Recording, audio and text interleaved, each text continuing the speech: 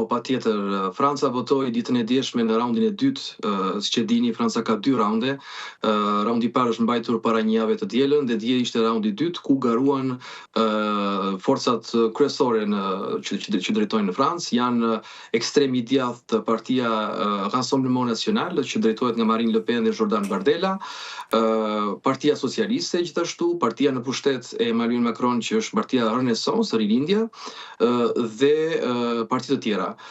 Partitë e majta, Partia Socialiste ka dominuar këto zgjedhje, gjithsesi paradoksalisht të gjitha partitë kanë thënë që kanë fituar në këto zgjedhje, edhe pse Partia Socialiste ka fituar Parisin, ka fituar Marseille-n, Lyonin, cili është qyteti i tretë më i madh në Francë, edhe Lille-n.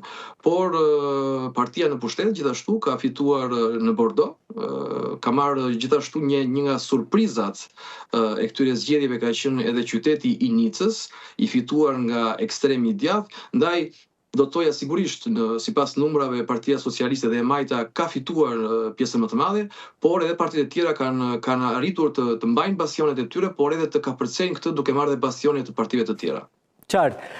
Avokat, një pyetje tjetër, pse shoqëria franceze po shkon drejt ekstremit të djathtë? E majta ekstreme, drejt të majtës. Duhet të thënë që zgjedhjet në Francë ka një hierarki zgjedhjesh. Zgjedhjet më të rëndësishme janë zgjedhjet presidenciale. Pra francezët votojnë një herë në 5 vjet për zgjedhjet presidenciale dhe këto janë zgjedhjet më të pritshme. Së dyti votohet për zgjedhjet parlamentare dhe në rangun e tretë vinë lokalet. Këto zgjedhje ishin një okazion për partitë politike, të cilat mendojnë dhe janë duke projektuar për zgjedhjet e ardhshme presidenciale dhe konteksti gjeopolitik aktualisht dhe emigrimi i tepërt në Francë bën që ekstremet të fitojnë, të arrijnë të depërtojnë dhe të fitojnë më shumë elektorat.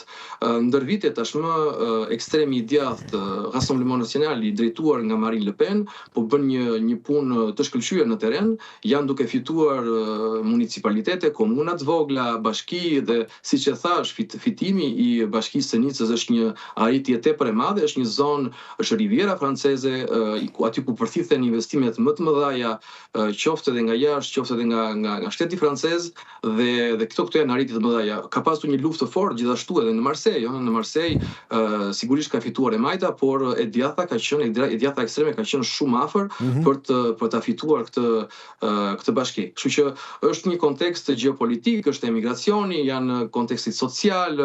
Franca është një miks aktualisht midis këtyre faktorëve të ndryshëm. Qartë. Faleminderit shumë avokat Kaplani. Faleminderit juve.